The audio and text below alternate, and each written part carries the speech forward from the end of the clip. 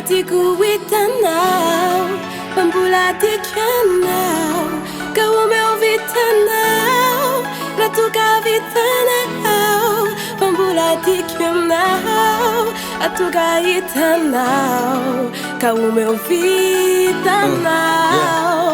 ratuka vitanao.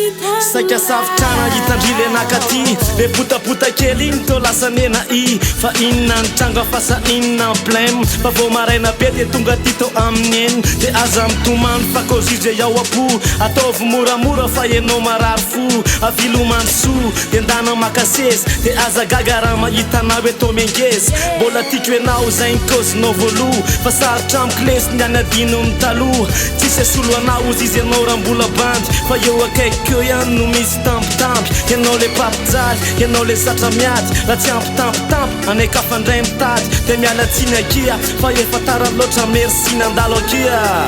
Batiku witanao e pambulati kianao re kaume vitanao re ratuka vitanao re Batiku witanao e pambulati kianao re kaume vitanao re ratuka vitanao re efa aiko tsara mihitsy ianao tsy maintsy mbola iveriny fa de ranomaso sisano azonao ateriny za mantsy amizao efa nahita olo-kafo raha ny amintsika rokota am'ireny efa voafafo lasombany lasy za efa nanadino za tena mialatsiny de ny saina alamino ekeko hoe tena marina fianao ny tompo-toerana ianao ny tonga alony efa zay tamiko tsy ferana irinao hoe iverina ny fiainana taloha zay nefa efa miandry ndray le zanakay faroa tara loatra ianao vao tonga sainany hoe anariny miafatry de tsotra be ny saina aloha amboariny misy kony anjara ngefa aza mbola kive esory anaty lisitra fa zalo efa tsizy fiainana mitoy ianao iriko mba ho tafo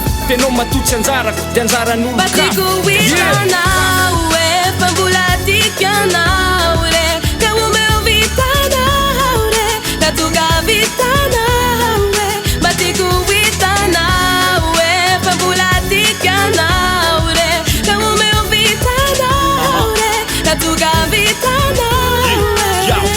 Tenao tive atary sa tsy malala menatry aiko hoe manambady nefa tô manala peratry andro ariva be io ianao ny tô tonga ty